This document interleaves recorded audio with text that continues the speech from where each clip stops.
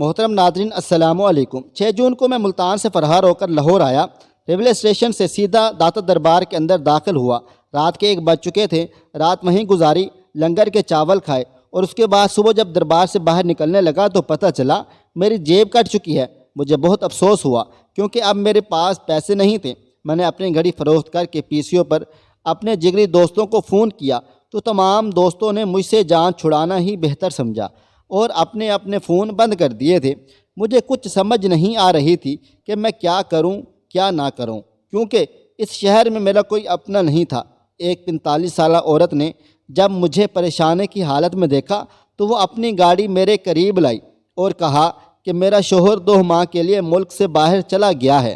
اگر ان 2 ماہ میں جیسا کہوں اگر تم ویسا کرو گے تو تمہیں 2 ماہ کا 1 لاکھ روپیہ دوں گی۔ میں اس کی گاڑی میں سوار ہوا تو راستے میں آج سے 27 سال پہلے 6 جون کی گرم ترین سپہر جب میں ملتان سے فرار ہو کر لاہور آیا تو میری جیب میں 55 روپے اور ہاتھوں میں کتابوں سے بڑی اٹیچی کیس تھا۔ لاہور آمد کے بعد پہلی میری دعوت داتا صاحب نے کی۔ ریلوے اسٹیشن سے میں سیدھا ان کے مزار پر پہنچا۔ نہ کوئی فاتحہ پڑھی نہ کوئی سلام کیا۔ سڑک سے ایک شاپر اٹھایا اور لنگر خانے سے ادھ پکے چاولوں کا ایک ڈھیر اس میں ڈلوا کر وہیں بیٹھ کر کھانا شروع کر دیا تھا۔ میں چونکہ ایک اچھا لڑکا تھا اس لیے میری کوشش تھی کہ لاہور آنے کے بعد اچھے لڑکوں سے ہی میل جول رکھوں، تعلقات بناؤں۔ میرے پاس لاہور میں موجود میرے سارے اچھے دوستوں کے فون نمبر موجود تھے، لہٰذا چاولوں سے پیٹ بھرنے کے بعد میں نے اطمینان سے فون نمبر والی چٹھ نکالی اور قریبی پی سی او سے اپنے ایک اچھے دوست کو فون کیا۔ میری آواز سن کر وہ بہت خوش ہوا، لیکن جب اسے پتہ چلا کہ میں اسے بغیر بتائے لاہور آ گیا ہوں اور اب مستقل یہیں رہنے کا ارادہ ہے تو وہ کچھ پریشان سا ہو گیا۔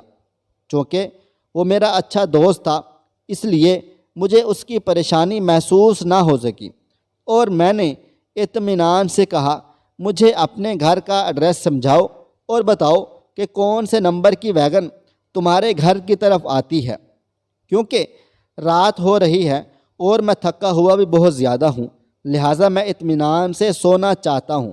یہ سن کر وہ مزید گھبرا گیا اور جلدی سے بولا میرا گھر تو گرین ٹاؤن میں ہے اور یہاں تک آتے آتے تمہیں 2 سے 3 گھنٹے لگ جائیں گے۔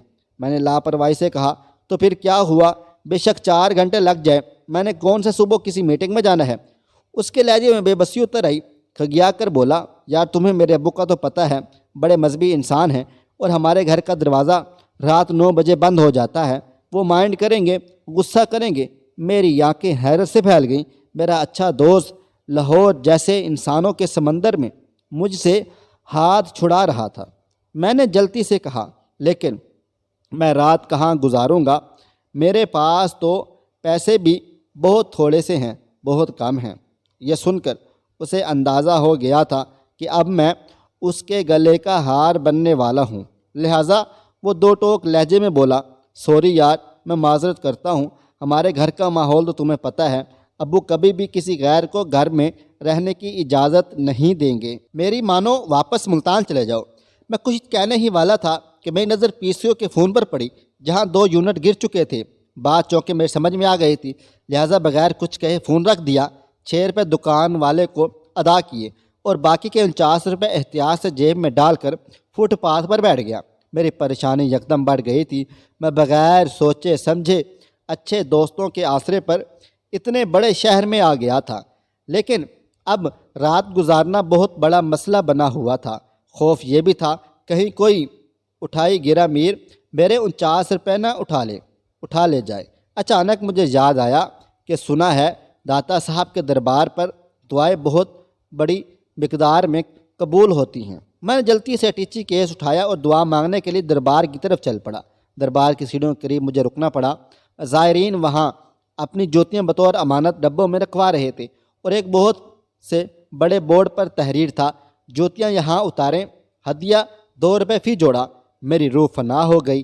میں مزید سرمایہ ضائع کرنا افورڈ نہیں کر سکتا تھا، لہٰذا کچھ دیر غور کیا، اپنی چپل بغلوں میں دبائی اور اٹیچی کیس اٹھائے سیڑھیوں پر چڑھ گیا۔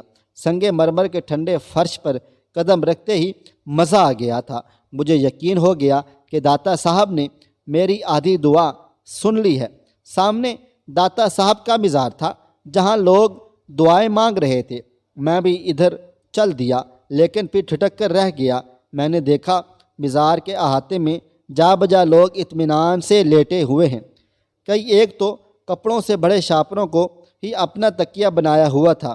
میری آنکھوں میں چمک ابھر آئی۔ رات گزارنے کے لیے اس سے اچھا ٹھکانہ کوئی اور نہیں ہو سکتا تھا۔ میرے اٹھتے ہوئے قدم یکدم دوسری طرف مڑ گئے۔ دعا بھول کر میں شب بسری کے لیے کوئی مناسب کونا ڈھونڈنے لگا۔ پھر صحن میں عین مسجد کے سامنے مجھے ایک جگہ مل ہی گئی۔ میں نے جیب سے رومال نکال کر پھولوں کی پتیوں اور مکھانوں کو وہیں سے صاف کیا۔ جوتی بیگ میں رکھی، بیگ کو دائیں طرف رکھا، ہاتھوں کا تکیہ بنایا اور اطمینان سے سر رکھ کر لیٹ گیا تھا۔ اسی دوران عشاء کی اذان شروع ہو گئی اور لوگ خدا کے حضور سجدہ ریز ہونے مسجد کی طرف جانے لگے۔ میں نے ایک جماہی لی اور گہری نیند سو گیا۔ آنکھ کھلی تو اذان جاری تھی۔ میں سمجھ گیا کہ اب صرف 1 یا 2 منٹ کے لیے ہی سویا ہوں، لیکن یہ سمجھ نہ آئی کہ اتنی تھوڑی سی نیند میری ساری تھکن کیسے دور ہو گئی۔ اسی لمحے مؤذن پکارا، الصلاۃ خیر من النوم، اور میں ہڑبڑا سا گیا۔ یہ عشاء کی نہیں، فجر کی اذان تھی۔ میں لاہور میں پہلی رات گزار چکا تھا۔ صبح ناشتے میں داتا صاحب میرے لیے دال روٹی لائے تھے۔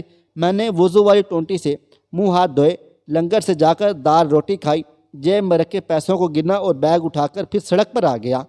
دھڑکتے دل کے ساتھ پی سی او پر پہنچا۔ جیب سے اچھے دوستوں کے فون نمبرز والی چٹ کو دوبارہ نکالا اور باری باری نمبر ملانا شروع کر دیے۔ ہر اچھا دوست واقع بہت اچھا ثابت ہوا، کیونکہ گھر سے بھاگے ہوئے برے بندے کو کسی نے بھی لفٹ نہ کروائی۔ البتہ آخری کال میں نے جس اچھے دوست کو ملائی، اس نے ایک اچھا مشورہ ضرور دیا کہ اس گھر سے بھاگ کر آنے والوں کا حال شکیل لنگڑے کی طرح ہوتا ہے، جو 10 سال پہلے لاہور آیا تھا اور اب شراب پیتا ہے، جوا کھیلتا ہے اور عورتوں سے بھی تعلقات ہیں۔ مجھے فوراً یاد آیا میرے پاس شکیل لنگڑے کا بھی نمبر بھی کہیں محفوظ ہے۔ میں نے جلدی سے کال ختم کی اور اپنی اٹیچی کیس کھول کر اس میں سے کتابیں نکال کر چیک کرنا شروع کر دی۔ ایک کتاب کے آخری صفحے پر کچی پنسل سے شکیل لنگڑے کا نمبر لکھا ہوا مل گیا تھا۔ شکیل لنگڑا ملتان میں میرے ساتھ پل بڑھ کر جوان ہوا تھا، انتہا کا لوفر اور آوارہ انسان تھا۔ والدین کی طرف سے مجھے سخت ہدایت تھی کہ اس شخص کے سائے سے بھی دور رہنا ہے، لیکن چونکہ ہم سب کھیلتے کودتے تھے، اس لیے شکیل لنگڑے سے قطع تعلق مشکل ہو جاتا تھا۔ تاہم میں نے اسے ہمیشہ ناپسندگی کی نظروں سے ہی دیکھا۔ اس کی ماں مر چکی تھی اور 10 سال پہلے اس کے باپ نے تیسری شادی کر لی تھی۔ بچپن میں شکیل لنگڑے کی ٹانگ پر اوپر سے ریڑھا گزر گیا تھا، اس لیے وہ بیچارہ لنگڑا کر چلتا تھا۔ ہم سب اسے چھیڑتے تھے کہ وہ چلتا ہے تو ایسے لگتا ہے جیسے لڈی ڈال رہا ہے۔ مجھے صرف اتنا یاد ہے کہ وہ اپنے باپ کی دعوت ولیمہ والے دن لاہور بھاگ گیا تھا۔ میں نے دھڑکتے دل کے ساتھ شکیل کا نمبر ملایا۔ دوسری طرف سے کسی خاتون کی آواز آئی۔ میں نے بڑے ادب سے احترام سے پوچھا، شکیل صاحب سے بات ہو سکتی ہے؟ دوسری طرف سے ایک غلیظ گالی کے ساتھ آواز آئی، ابے شکو ہی بول رہا ہوں، شکیل ہی بول رہا ہوں، تو کون ہے؟ اور مجھے اچانک یاد آیا شکیل کی آواز بڑی پتلی ہوا کرتی تھی۔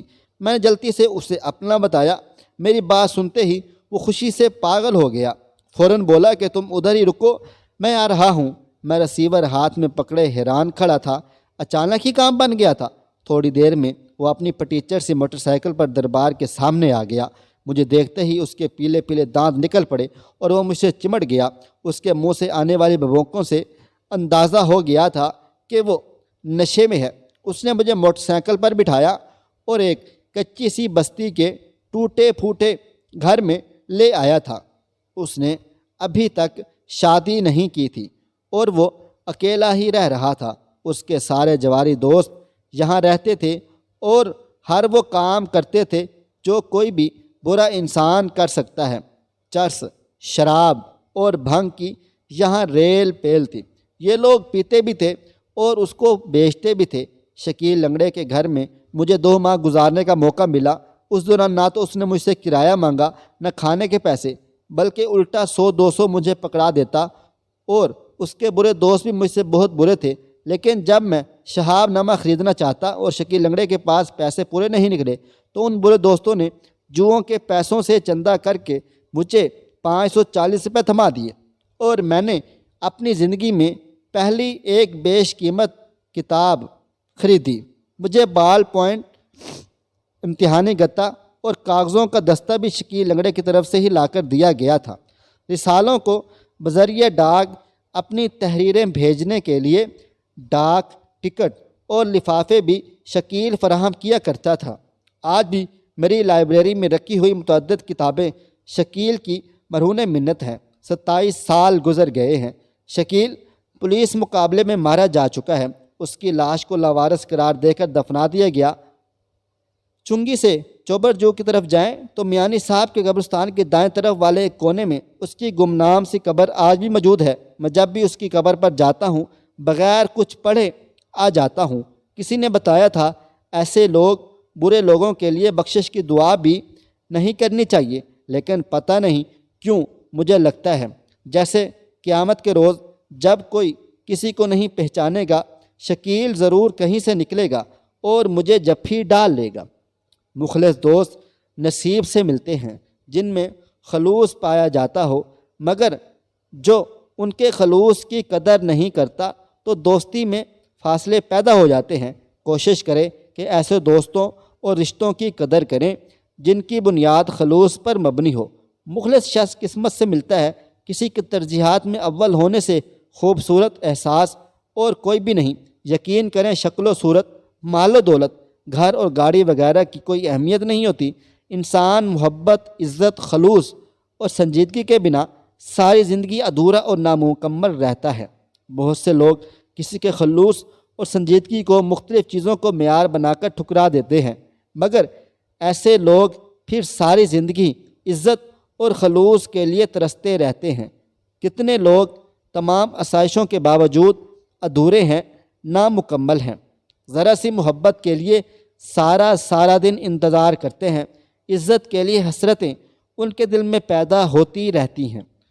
ان کے کان اپنے لیے یہ جملے سننے کو ترستے ہیں کہ آپ میری زندگی کا بہترین انتخاب ہیں، میرا ہونا آپ کے ہونے سے ہے، آپ کی آنکھوں میں آنسو اچھے نہیں لگتے۔ ان موتیوں کو ایسے ضائع مت کریں، پریشان مت ہوں کیونکہ آپ اکیلے نہیں ہیں۔ یہ جملے ہر مرد اور عورت کی ضرورت ہے۔ اس فطرت کے حامل لوگ بہترین ہم سفر ہوتے ہیں۔ یقین کریں انڈرسٹینڈنگ بہت بڑی چیز ہے، یہ محبت سے اوپر کے درجے کی ہے۔ انڈرسٹینڈنگ کسی بھی رشتے کو مضبوط اور خوبصورت بنا دیتی ہے، ورنہ سوائے تکلیف اور اذیت کے اور کچھ بھی حاصل نہیں ہوتا۔ خواہش صرف اتنی ہے کہ کچھ الفاظ لکھوں جس سے کوئی گمراہی کے راستے پہ جاتے جاتے رک جائے، اور نہ بھی رکے تو سوچ میں ضرور پڑ جائے۔